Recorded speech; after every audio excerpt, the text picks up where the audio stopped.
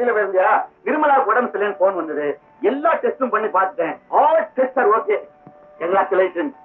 You are pregnant. She is pregnant.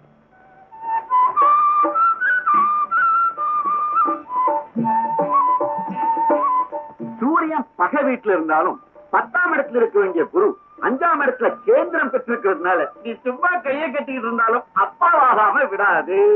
உன் wife health ரொம்ப பலவீனமா இருக்கு. ட்ரெயினே எடுக்கக்கூடாது, நிறைய ரெஸ்ட் எடுக்கணும். நான் மருந்தெல்லாம் கொடுத்தேன்.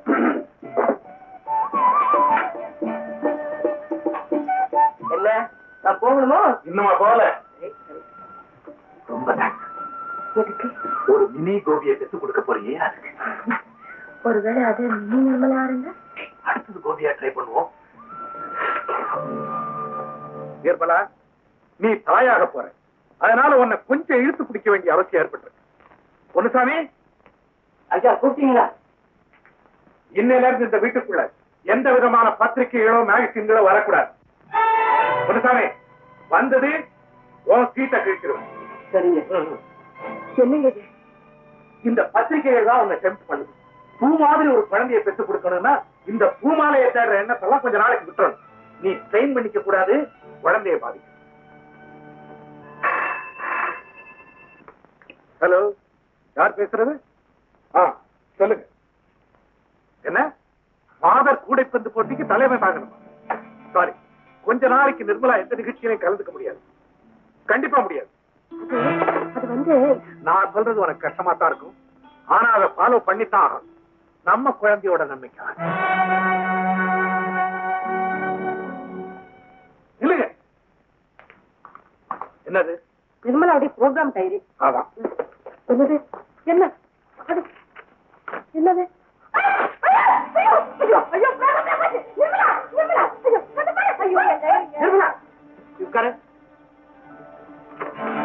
ஐயோ மாலை மரியாதை. ஐயோ ப்ரோக்ராம் எல்லாம் போச்சு. ஐயோ கிளிக். ஐயோ மாலை மரியாதை எல்லாம் பறந்து போச்சே. பறக்குதே பறக்குதே. இனிமே நிகழ்ச்சி அது இதுன்னு கூட்டிட்டு போனீங்க, நீங்க உங்க அண்ணன் வீட்டுல இருந்துக்கலாம், இங்க வர வேண்டிய அவசியம் இல்லை. Nirmala, good morning madam. Hello. இது சார் பேப்பர்லாம் கிழிச்சுக்கிட்டு இருக்காரு. திடீர்னு ஏதாவது ஆயிடுச்சா? நான் பாத்துக்கிறேன். ஒண்ணு இல்ல, எல்லாம் சரியா போயிடும், சீக்கிரம் சரியா போயிடும். ஓகேவா? நான் நல்லா தான் இருக்கேன். நீங்க எங்க வந்தீங்க? நான் அடிக்கடி வர வந்தேன். அது தெரிஞ்சு இப்படி கேக்குறீங்களா? இது எலுமிச்சம்பழம் கேஸ் தான். இது சும்மா சார், அவர் கோவமா இருக்காரு. அப்படிதான் திடீர்னு கோச்சிக்கும், திடீர்னு சிரிக்கும், நம்மதான் அட்டாக் பண்ணிக்கும். அவர் கொண்டு இல்ல, நல்லதா இருக்காரு. சொல்றேன். அம்மா, உங்களுக்கு ஒரு பெரிய முக்கியமான பதவியோட வந்திருக்கேன். நீங்க வெட்ட வேண்டியதை வெட்டினீங்கன்னா பதவியை கொடுத்து போயிட்டே இருக்கு. என்ன சார் இது கிழிஞ்ச பேப்பர் போடுறீங்க? நான் ஒண்ணு சும்மா வரல, உங்க வயசுக்கு ஒரு பெரிய பதவியோட வந்திருக்கேன். அதனால தான் குப்பையை போட்டேன், இல்லாட்டி தொப்பியை பிச்சிருப்பேன். நல்லா இருக்காருன்னு சொல்றீங்க, தொப்பியை பிப்பேங்கிறாரு. மிஸ்டர் சம்திங், நிர்மலா இனிமே எந்த விதமான பொது காரியங்களில் ஈடுபடக்கூடாதுன்னு இவர் கண்டிச்சு சொல்லிட்டாரு. அதனாலதான் இந்த கட்டு திட்டம் எல்லாம். அப்போ நிர்மலா அம்மா பேர் இனிமே பேப்பர்ல வரவே வராது. ஆமா. இந்த வீட்டுக்கு வரதுனால எனக்கு பைசா லாபம் கிடையாது. ஆமா. அப்ப இனிமே இந்த வீட்டுக்கு நான் வரக்கூடாது. ஆமா ஆமா. போயா சார், நீங்க போயான்னு சொன்னப்புறம் நான் நின்னுகிட்டே இருக்கேன் பைத்தியக்கார மாதிரி. பாத்தீங்களா? புரியுது இல்ல? கரெக்ட். என்னடா இது என்னமோ புரியாமையே போகுதுன்னு பார்த்தேன்.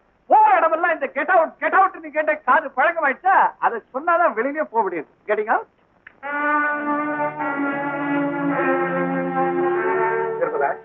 நிறைய சாக்லேட் வாங்கிட்டு போய் உங்க அப்பா அம்மாவை பார்த்து நீ கர்ப்பவதியான விஷயத்தை சொல்லிட்டு வந்தவன். முடிஞ்சா கையோட கூட்டு வந்தவன்.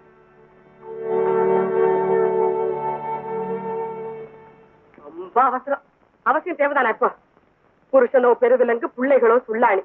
ஆமா, உன் புருஷன் போட்டுக்கார பெரிய கட்டுத்திட்டம் எல்லாம் என்ன பண்ண போற? அத்தை, அன்னைக்கு அந்த பிரேம் செஞ்ச கலாட்டா, இப்ப நான் பிரெக்னண்டா இருக்கிறது, இதெல்லாம் வச்சுக்கிட்டு தான் அவர் இப்படி கட்டுப்படுத்துறாரு. எல்லாம் போ சரியாயிடுவாரு. இருந்தாலும் நாம ப்ரோக்ராம் எல்லாம் இனிமே ஜாக்கிரதையா தான் ஒத்துக்கணும். உன்னோட ஐயோ, எவ்வளவு கஷ்டப்பட்டு ப்ரோக்ராம் ஒட்டி பாப்போமா, என்னன்னு தெரியலையே. பிடிப்பி பாருங்க.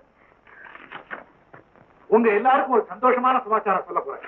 சாக்லேட் எடுத்துக்கங்க, நிறைய எடுத்துக்கங்க. அவ்வளவு பெரிய சந்தோஷமான செய்தியா? என்ன மாப்பிள்ளை விசேஷம்? நிர்மலா தாயாக போறா. ஓஹோ.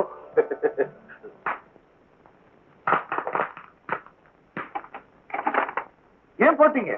என் மகன் திருந்துட்டான்ற நல்ல செய்தி நீங்க சொல்ல போறீங்கன்னு நினைச்சுதான் நான் சாக்லேட் எடுத்தேன் மாப்பிள்ள. ஆமா, ஒரு நல்ல மனைவியா இருக்க தெரியாதவா பெத்தா என்ன, பெறாம போனா என்ன?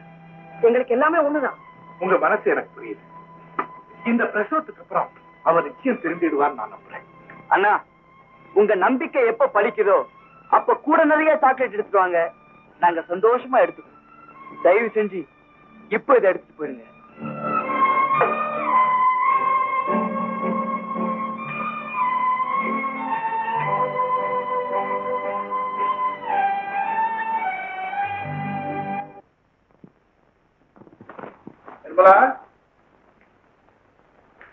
என்னங்க என்னன்னு பாத்தீங்களா? என்ன சொன்னாங்க?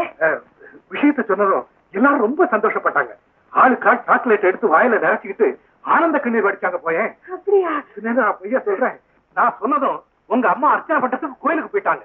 உங்க அப்பா பேர பிள்ளைக்கு விளையாட்டு சாமான் வாங்குறதுக்கு பசாருக்கு போயிட்டாரு. உன் தங்கச்சி ராதா எங்க அக்காவுக்கு பிடிச்ச பலகாரம் எல்லாம் பண்ண போறேன்னு வரிஞ்சு கட்டிக்கிட்டு சமயக்கட்டுக்கு போயிடுச்சு. உங்க தம்பி? அது அவன் தான் கொஞ்சம் முகம் கொடுத்து பேசல. காரணம்? காரணம் என்ன பெரிய காரணம்? 2 பேருக்கும் ஒன்னா கல்யாணம் ஆச்சு. அண்ணன் முந்திக்கிட்டானேன்னு அவமானம் தான்.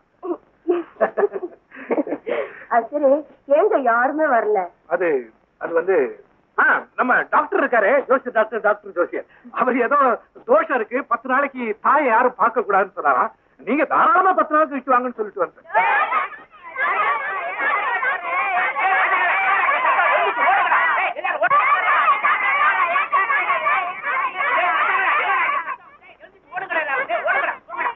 பொன்சாமி, என்னம்மா அங்க என்னப்பா கூச்சல்? வாசல்ல யாரோ ஒரு டப்பா சாக்லேட்ட கொட்டிருக்காங்க. பசங்க எல்லாம் அதை பொறுக்கிறதுக்காக தான் அப்படி கூச்சல் போடுறாங்க.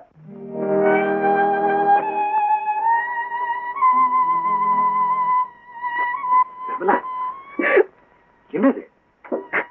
ஒரு குழந்தைக்கு தாயாக போறேன், நீ இப்படி ஆகலாமா? பேரப்பைய வந்த உடனே தாத்தா பாட்டி எல்லாம் தன்னால வருவாங்க. வெளியே போயிட்டு வரலாம். படிப்புக்கத்துக்கு உங்க பேர் தான் வைக்க போறோம். உஷா ரகுநாதன் தலைமையில சிறப்பு விழா நடத்த போறோம். அன்னைக்கு உங்களுக்கு பொன்னட போத்தி கௌரவிக்க போறோம். எல்லாத்தை விட இந்த நிகழ்ச்சியில சிறப்பம்சம் என்ன தெரியுமா? என்ன? இந்த நிகழ்ச்சியை டெலிவிஷன்ல காட்ட ஏற்பாடு பண்ண போறோம். நிச்சயமாவா? டெலிவிஷன்ல காட்ட போறீங்களா? Very good very good. சிறப்பு விழா தேதியை மறந்துடாதீங்க. நான் ஞாபகம் வச்சிருக்கேன், நீங்க போயிட்டு வாங்க. அப்ப நாங்க வரோம்.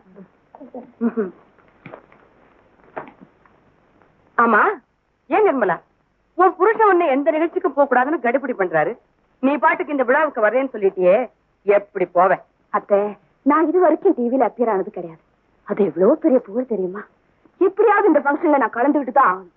அதுக்காக அவரோட கையை காலை பிடிச்சு கெஞ்சியாவது பர்மிஷன் வாங்கிடுவேன். நிர்மலா, வாங்க. நான் ஆபீஸ் வேலையா டெல்லி போக வேண்டியிருக்கு. இப்பவே புறப்படுறேன். வர்றதுக்கு 1 வாரம் ஆகும். இந்த நிலைமையில உன்னை தனியா விட்டு போறது சங்கடமா தான் இருக்கு. துணைக்குத்தான் நான் இருக்கிறேனே, தைரியமா போயிட்டு வாங்க. எதுக்காக சங்கடப்படுறீங்க?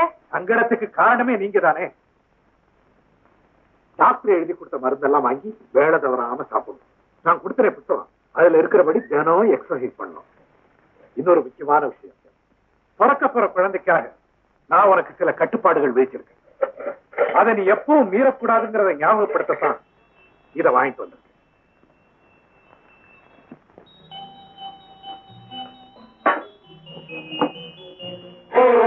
இது வாசப்படியில தொங்கும். இதை தாண்டி நீ போக கூடாது. இது என் வேண்டுகோள் இல்ல, கட்டளை. இதெல்லாம் எதுக்குங்க? கணவனுடைய நினைவு நெஞ்சிலேயே இருக்கணுங்கிறதுக்காகத்தான் கழுத்துல தாலி. குழந்தையோட நினைவு மனசுலயே இருக்கணுங்கிறதுக்காகத்தான் வாசல்ல இந்த வேலி. இத கோட்டை தாண்டி போன மாதிரி நீ கேட்டை தாண்டி போக மாட்டேன்னு நம்புறேன். நிர்மலாவுக்கு அடிக்கடி ஞாபகம் மறதி வரும். அப்ப நான் சொன்னதெல்லாம் ஞாபகப்படுத்துங்க.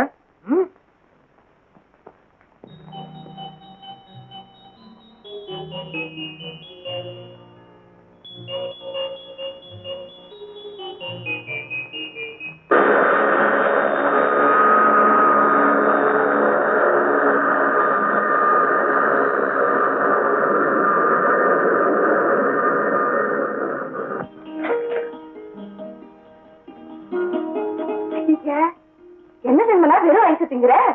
மசக்கிட்டு எல்லாரும் மாங்காய் சாப்பிடுவாங்கன்னு கேள்விப்பட்டிருக்கேன். என்னமோ ஜில்லுன்னு சாப்பிடணும் போல இருக்க. அதுக்கு வேற ஐசத்தான் திங்கணுமா?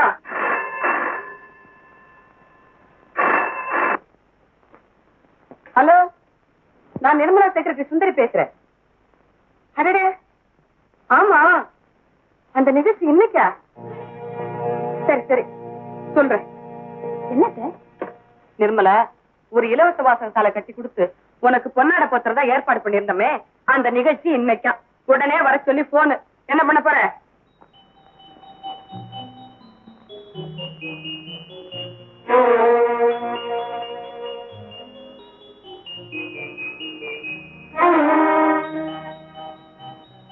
அத்தை, அவர் அவ்வளவு தூரம் சொல்லிட்டு போயிருக்கும் போது மீறி போன தப்பாயிடும். தயவு செஞ்சு அந்த நிகழ்ச்சியை கேன்சல் பண்ணிடுங்க. சரி சரி, மேற்கொண்டு ஏதாவது பேசினா நான் தான் எல்லாத்தையும் குட்டி சவர் ஆக்கிட்டேன்னு என் மேல பழிய போட்டுடுவாங்க. ஐயோ, விழாவுக்கு எக்கச்சக்கமான கூட்டம் வருமே.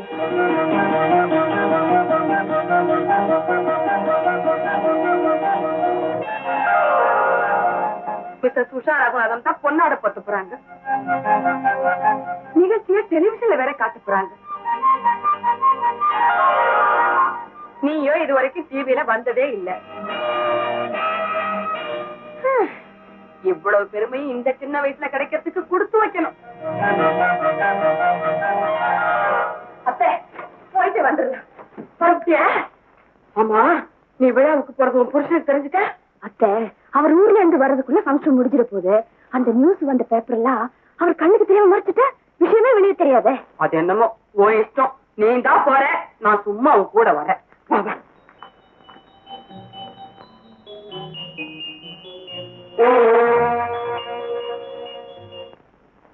அடுத்ததாக செங்கல்பட்டில் வாசக சாலை திறப்பு விழா பற்றிய நிகழ்ச்சி. மதிப்பிற்குரிய நிர்மலா அவர்களின் வல்லதன்மை பற்றியோ சேவை மனப்பான்மை பற்றியோ நான் சொல்லி தெரிய வேண்டியதில்லை. அது நாடே அறிந்த விஷயம். நான் வாசக சாலை வேண்டுமென கோரிக்கை விடுத்த போது மனமகிழ்ச்சியோடு ஏற்று எல்லா செலவுகளையும் தானே ஏற்றுக்கொள்வதாக கூறினார்கள். அதை கேட்டு எனக்கு மெய்சிலிர்த்து விட்டது. திருமதி நிர்மலா அவர்கள் இது போன்ற நல்ல பல காரியங்களை செய்திருக்கிறார்கள், இன்னும் செய்ய இருக்கிறார்கள் என இந்த கூட்டத்தின் வாயிலாக பெருமையோடு கூறிக்கொள்கிறேன். உங்க செக்ரட்டரிமா ரொம்ப நல்லா பேசுறாங்க. பாராட்டி பேசுறாங்க, இப்படிதான் பேசணும். ஆமா, மாலை போடுறதுக்கு ஏற்பாடு பண்ணிருக்கீங்களா? நாங்க 30 மாலை போடுறதுக்கு ஆளுங்களை ஏற்பாடு பண்ணிருக்கோமா? சீக்கிரம் போட சொல்லி நேரம் ஆகுதுல்ல. இப்பொழுது மாலை அணிவித்தல். மாலை அணிவிக்க விரும்புவோர்கள் மேடைக்கு வருமாறு கேட்டுக்கொள்கிறேன்.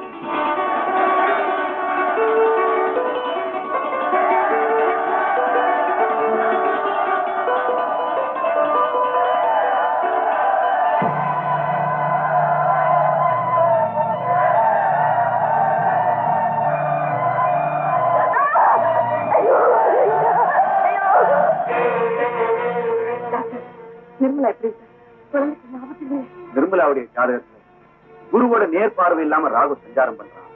சரு தங்க என்ன டாக்டர் சொல்றீங்க? மேடையில தடுமாறி கீழே விழுந்த போது கர்ப்பப்பையில பலத்த அடிபட்டு அபார்ஷன் ஆயிடுச்சு.